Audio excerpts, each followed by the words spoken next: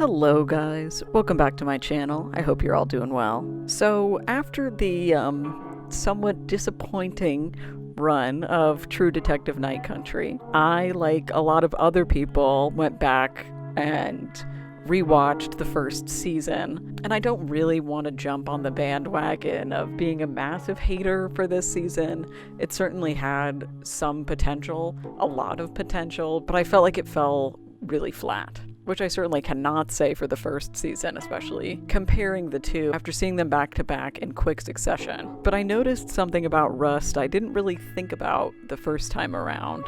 And after looking around a little bit on Reddit, I can see that some other people have had similar notions. And there are some particular Reddit threads that I'll be putting up that I take quite a lot of inspiration from. But today I wanted to talk about the theory that Rust may be self-aware as a character, that he is potentially breaking the fourth wall, or if not that, at least has some inclination to the fact that he's a character in a television show and not a real human being. Of course, the number one sort of piece of evidence for this is the whole time is a flat circle thing, right?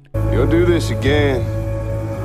Time is a flat circle. Especially when it comes to that speech that he has talking to the two investigators about sort of, if that's the case, if everything is happening all at once, if time itself doesn't really exist, those kids are in that room again and again. Well, someone once told me time is a flat circle.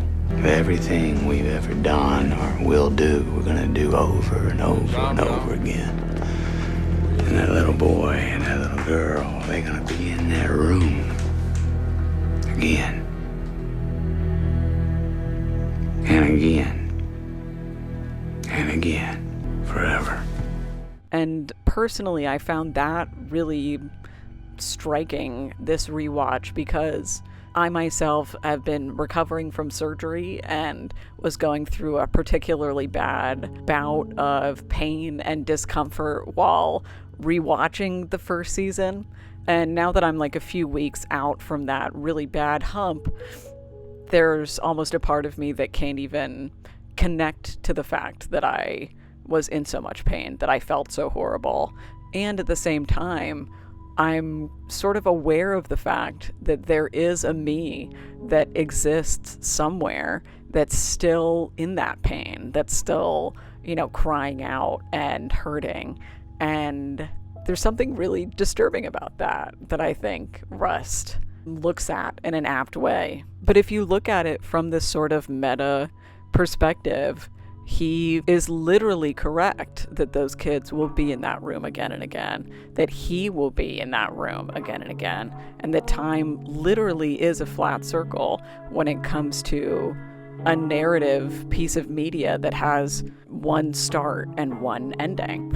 And like the other thing that I've seen lots of people pointing out in comments and stuff, which I love, is the fact that, of course, DVDs are flat circles, right? The thing that the story is going to be printed on and used to watch and experience, it itself is a flat circle as well. And so is that then why Rust is so, and I know people have had the sort of endless discussions of whether or not Rust is a nihilist, and I don't fundamentally think he is either, but just for the sake of the theory, nihilism. But I mean, does he legitimately know there's no rhyme or reason to his pain, or anyone's pain for that matter, because it's literally a world crafted for entertainment? I think that would be sort of a terrible fate to become aware of, especially in this particular world that's being crafted around heinous people and heinous crimes that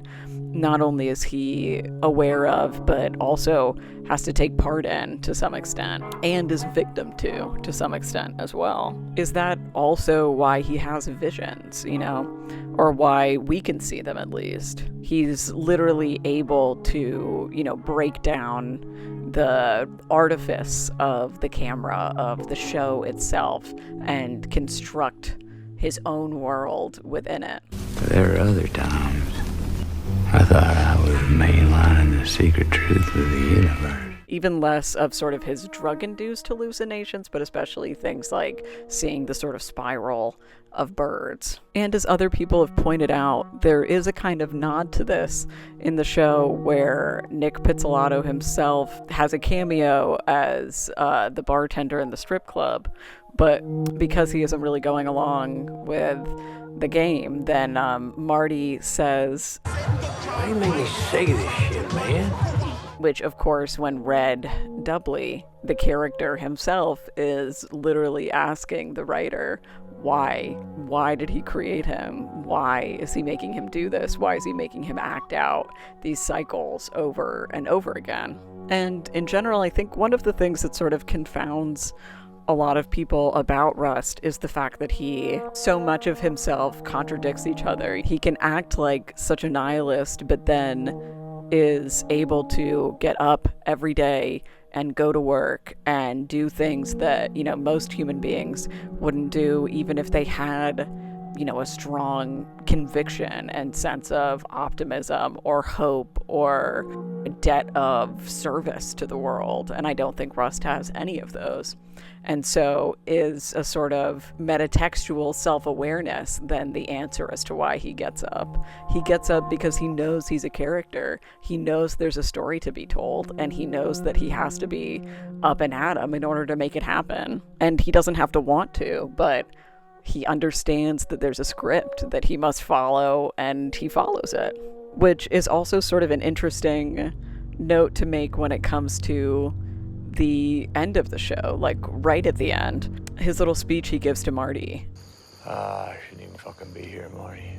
I think there's kind of a way you can read it where in this, time is a flat circle, never-ending cycle, Rust has died at the hands of Errol Childress over and over and over and has had to start his journey back at the beginning. And somehow in this, sort of Doctor Strange-esque, this, one version of reality is able to somehow survive that attempted murder and, move on and live.